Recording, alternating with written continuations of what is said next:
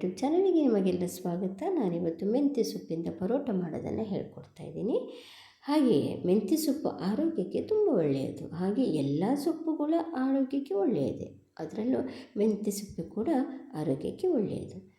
ಮೆಂತ್ಯ ಸೊಪ್ಪನ್ನು ನಾನಾ ರೀತಿಯಲ್ಲಿ ಖಾದ್ಯಗಳನ್ನು ಮಾಡಿ ಆಹಾರದಲ್ಲಿ ಉಪಯೋಗಿಸ್ಬೋದು. ಹಾಗೆ ನಾನಿವತ್ತು ಮೆಂತ್ಯ ಸೊಪ್ಪನ್ನು ಚೆನ್ನಾಗಿ ತೊಳೆದು ಸಣ್ಣದಾಗಿ ಹಚ್ಚಿಟ್ಕೊಳ್ತಾ ಇದ್ದೀನಿ.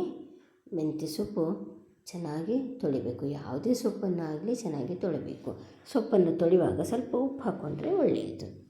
ಹಾಗೆ ಸಣ್ಣದಾಗಿ ಹಚ್ಚಿಟ್ಕೊಂಡಿದ್ದೀನಿ. ನೋಡಿ, ತುಂಬ ಪರಿಮಳ ಬರ್ತಾಯಿದೆ. ಮೆಂತ್ಯ ಸೊಪ್ಪು ಹಚ್ತಾ ಇದ್ದಂಗೆ ತುಂಬ ಪರಿಮಳ ಬರ್ತಾಯಿದೆ.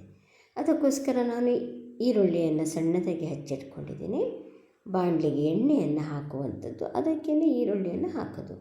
ಸಣ್ಣ ಉರಿಯಲ್ಲಿ ಅದು ಕಂದು ಬಣ್ಣ ಬರುವ ತನಕ ಹುರಿಯುವುದು. ಅದಕ್ಕೇ ನಾನು ಈರುಳ್ಳಿ ಬೆಳ್ಳುಳ್ಳಿ ಪೇಸ್ಟನ್ನು ಇದಕ್ಕೇ ಹಾಕುವಂಥದ್ದು.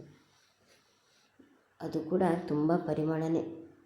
ಆರೋಗ್ಯಕ್ಕೆ ಕೂಡ ಈರುಳ್ಳಿ ಒಳ್ಳೆಯದು, ಮೆಂತ್ಯ ಕೂಡ ಒಳ್ಳೆಯದು, ಹಾಗೆ ಶುಂಠಿ ಬೆಳ್ಳುಳ್ಳಿ ಕೂಡ ಒಳ್ಳೆಯದು. ಹಾಗೆ ಉಪ್ಪನ್ನು ಬೆರೆಸಿ ಮೆಂತ್ಯ ಸೊಪ್ಪನ್ನು ಹಾಕುವಂಥದ್ದು.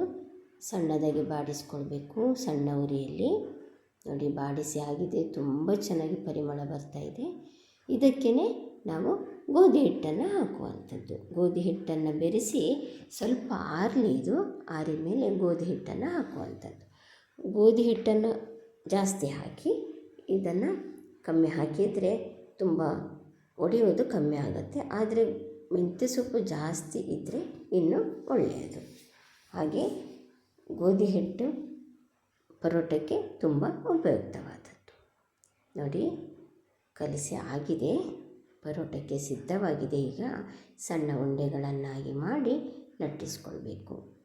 ನೋಡಿ ಎಷ್ಟು ಚೆನ್ನಾಗಿ ಕಾಣ್ತಾ ಇದೆ. ಪರಿಮಳ ಕೂಡ ತುಂಬ ಚೆನ್ನಾಗಿ ಬರ್ತಾಯಿದೆ. ನೋಡಿ, ಮೆಂತ್ಯ ಪರೋಟ.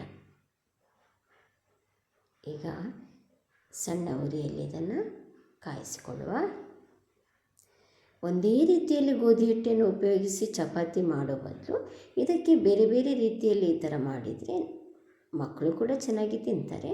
ಹಾಗೆ ಇದಕ್ಕೆ ಚಟ್ನಿ ಗೊಜ್ಜು ಆ ಥರ ಎಲ್ಲ ಏನು ಬೇಕಂತ ಕೂಡ ಇಲ್ಲ, ಹಾಗೆಯೇ ಪರಿಮಳ ಬರುತ್ತೆ. ನೋಡಿ, ಮೆಂತ್ಯ ಸೊಪ್ಪಿನ ಪರೋಟ ಸಿದ್ಧವಾಗಿದೆ. ಅದಕ್ಕೋಸ್ಕರ ನಾನು ಕೊತ್ತಂಬರಿ ಸೊಪ್ಪಿನ ಚಟ್ನಿ ಮಾಡಿದ್ದೀನಿ. ಹೇಗಾಯಿತು ಅಂತ ತಿಳಿಸಿ. ಧನ್ಯವಾದಗಳು.